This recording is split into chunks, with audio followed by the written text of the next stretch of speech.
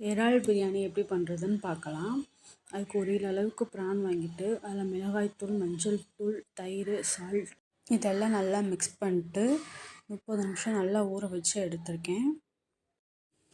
இன்னொரு இதில் இஞ்சி, பூண்டு, சின்ன வெங்காயம், பச்சை மிளகா இது 4த்தையும் ஒரு மிக்ஸி ஜாரில் சேர்த்து நல்லா கிரைண்ட் பண்ணி எடுத்துக்கோங்க. கொரகொரப்பாக இந்த மாதிரி இருக்கணும். பிரியாணிக்கு தேவையான ஸ்பைசஸ்லாம் எடுத்து வச்சுருக்கேன். குக்கர் ஆன் பண்ணி எண்ணெயை ஊற்றிட்டு பிரியாணிக்கு தேவையான ஸ்பைசஸ்லாம் போட்டுட்டு வெங்காயம் சேர்த்து நல்லா வதக்கி விட்டுக்கோங்க. இந்த மாதிரி கோல்டன் ப்ரௌன் கலர் வந்தோடனே நம்ம அரைச்சி வச்ச இஞ்சி பூண்டு பேஸ்ட்டை சேர்த்துக்கணும். சேர்த்து நல்லா பச்சை வாசம் போனோடனே தக்காளி தக்காளி நல்லா வதங்கிடுச்சு. அதில் ஒரு கைப்பிடி அளவுக்கு புதினா, ஒரு கைப்பிடி அளவுக்கு கொத்தமல்லி சேர்த்துட்டு மசாலா சேர்க்க போகிறேன். பிரியாணி மசாலா, கரம் மசாலா, மிளகாய்த்தூள், சீரகத்தூள் இந்த 4 மசாலாவும் எடுத்து வச்சுருக்கேன்.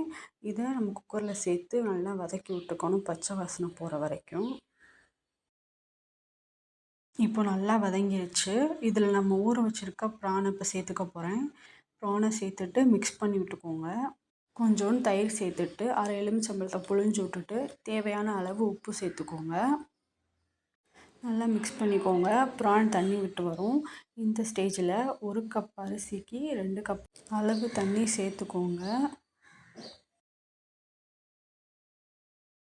தண்ணி, அரிசி எல்லாம் சேர்த்தாச்சு. இது ஒரு கொதி வந்தோடனே குக்கரை மூடி வச்சிடணும்.